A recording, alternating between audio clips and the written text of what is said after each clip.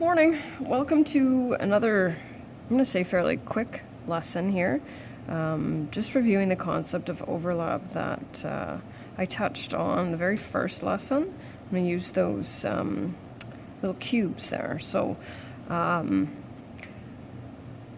I found when I did this lesson, it helped a lot more when we start calculating the surface area of composite objects. Composite objects are when you have those three-dimensional objects on top of one another. So these are all composite objects right here.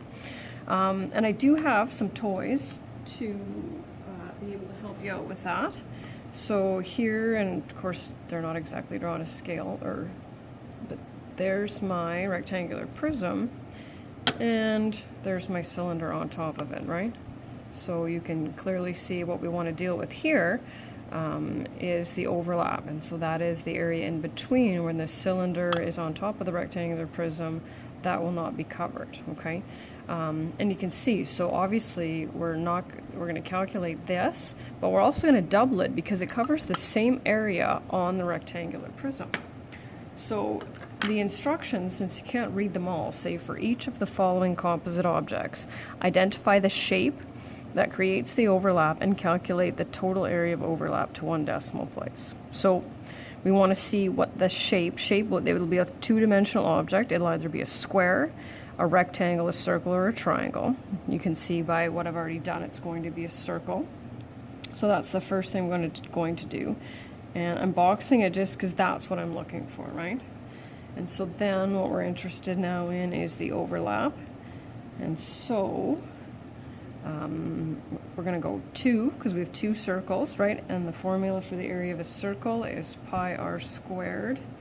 And actually, you know what I'm going to do? I'm going to move that because I don't like it where that is. I'm going to move it here. There we go. So 2 times pi times, what's the radius? 2 squared. And we'll get 25.1. So there's that one. There's only 3 of them here. And then there's a few on your assignment. I'm going to have to include the answers in there. So this is not going to work out quite as well, but I'm still going to use this same one here, right? And even though it's the same length, you kind of understand the concept, right? So sometimes what I do on the smartboard is I shade in here, right? And so we're dealing with a rectangle.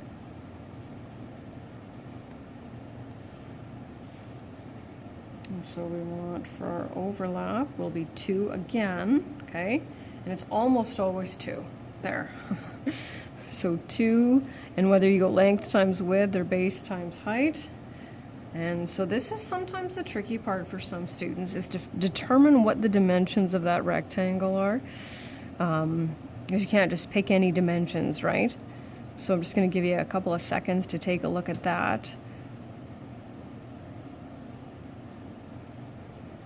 Measures 3 by 4. So we're dealing with 24, and this time we're in yards. So we've got that going.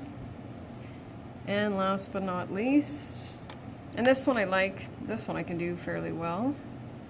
Here I'm going to do this and then do that. Now, I'm pointing out the pyramid, right, even though pyramid is not one of the ones that we're covering, but it is one of the ones that we would normally have covered in June, and we'll cover right away at the beginning in September.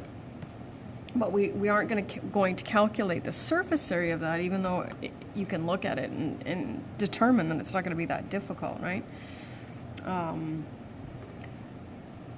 So, because all we're calculating here is the overlap. So it's a square that overlaps. And so we have 2 of them again, and the formula for the area of a square is side squared. The length of my side is 10. 10 squared is 100 times 2 is 200 square feet. And that's it.